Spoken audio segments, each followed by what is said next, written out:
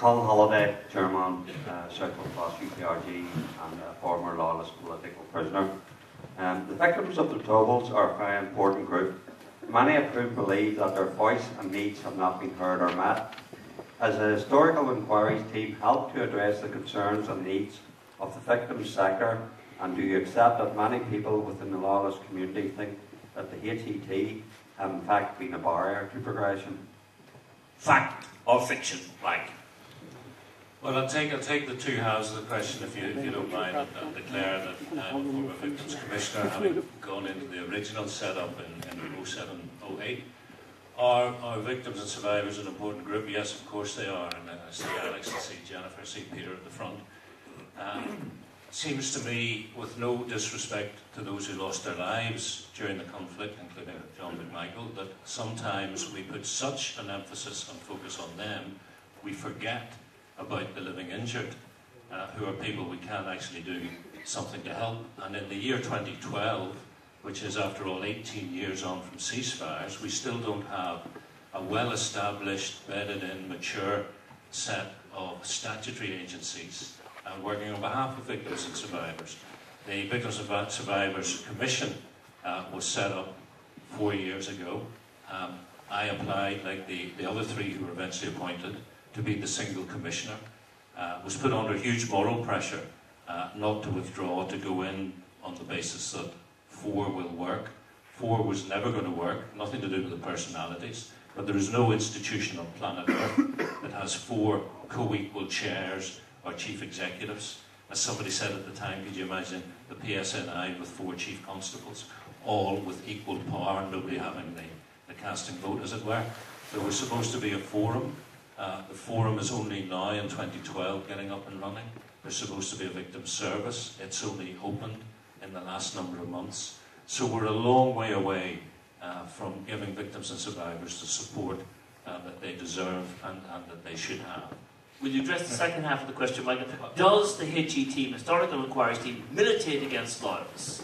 Well, the HET is one of a series of processes for dealing with the past, which are incomplete, imperfect, and ultimately imbalanced, because the HET does not reinvestigate, it reviews files, and those files are Army and police files. They're not UDA, UBF, IRA, INL files. They're only the files of the state and the agents of the state.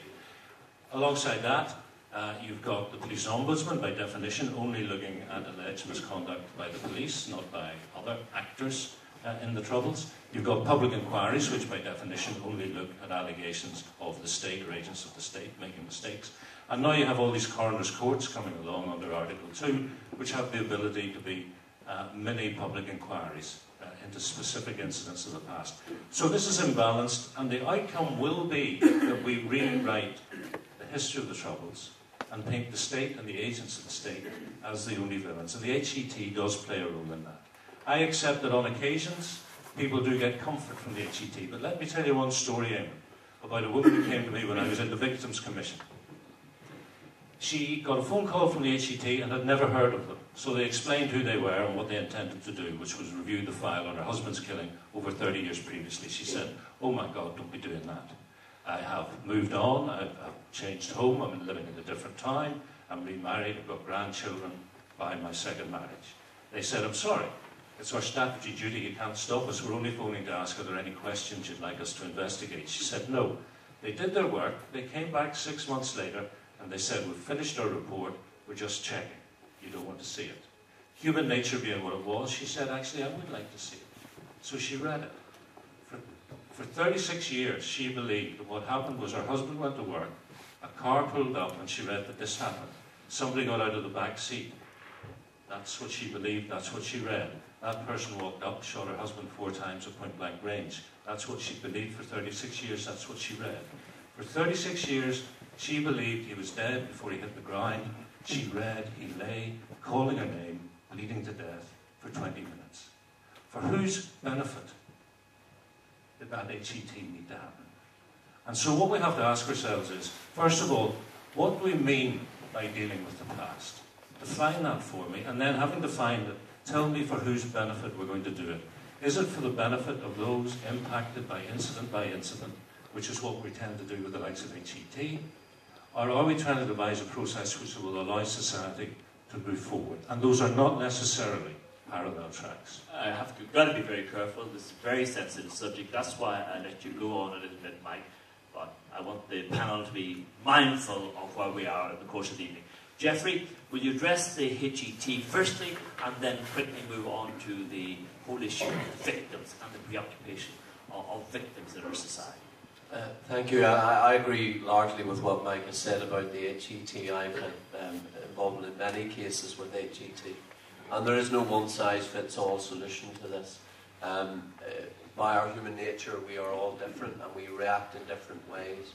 And I've had families who have been more hurt and harmed by the process than helped. Equally, I've had families who feel they've got some degree of closure from the HET process. So it's a mixed response, I think. But it's not the answer. And I'm going to be honest with you, Colin, I don't know what the answer is. It is the one issue that continues to vex me in terms of how we move Northern Ireland forward. Because, and I engage a lot with people from, victims from all kinds of backgrounds. And if you had a room with 100 victims in it, and you asked them each for their opinion as to how we deal with the past, I wouldn't say you would get 100 opinions, but you'd probably, out of those 100 victims, you would get at least 3 or 4 main opinions as to how we deal with this. There are some people who feel very strongly and understandably that they've been denied justice. They want justice. They want the people who murdered their loved ones to be brought to justice. And we have over 3,000 unsolved murders in Northern Ireland. There are some who have moved on. They have come to terms with what happened. They do not want the past to be reopened because it is hurtful. It's painful for them. And then there are some who just want to know the truth and have no or little expectation that they will ever get justice because the passage of time means that it's very difficult to collect evidence. Jeffrey, may I just ask you one question? I know from the people who are making contributions in newspapers and websites, etc., from within the Protestant loyalist community, that they are preoccupied with the past. What I'd like to know from you tonight, what is the DUP stance on addressing and dealing with the past? And if you have a policy, or if you haven't got a policy, when are people going to know what your party policy is on addressing the past, as articulated by the many people on the websites, etc., and newspapers within the Protestant loyalist community? Well, Eamon, read our manifesto from the last election and you'll see a whole section devoted to that issue. But the DUP is not going to, for 1 minute, we may be the largest party, but we're not going to, we cannot dictate to society how we deal with this. This is a collective thing. It's not a party political thing. The politicians suffered, but the community suffered. We all suffered. If we went around this room and asked people what impact the Troubles had on them, we would find many who'd lost loved ones, or friends, or people they'd worked with, and we'd find people who found themselves caught up in all kinds of situations. So this is a societal thing. And therefore I'm not sure that it's, and I said this today on the radio, so it's not something I'm just saying here for the audience. This is not just for the politicians to decide. We have to engage right across the community. It's one of the reasons why I think meetings like this are important, because we need to hear those perspectives, and therefore, no, we don't have a template. And the reason we don't have a template is because this is something we all have to do together, and it's not for one party to decide for everybody what's going to happen here. Our door is open. We want to hear what the ideas that other people have. But I'm going to say this, Eamon, please, and I think this is important. What we must not do is spend so much time dwelling on the past that we forget there's a future to build in Northern Ireland. Thank you very much indeed, And I think that is very, very Thank you very much important. indeed. Okay, Sean Murray, you're a Republican. You've heard the perspectives and viewpoints of Mike Nesbitt and Jeffrey Donaldson. What do you think of HET, and then address the victims issue? HET is clearly no substitute for a comprehensive truth recovery process, and I think that's where our focus should be, because that's the only way you address all the needs and requirements of victims and survivors, to promote and consolidate reconciliation in this land of ours. And for that to be effective, it has to involve all participants in the conflict. That includes governments, That includes all combatants. And that includes the sort of issues that led to the establishment of the conflict in the first place. It didn't come out of a vacuum. In many ways, my generation was born into a scenario where conflict was inevitable.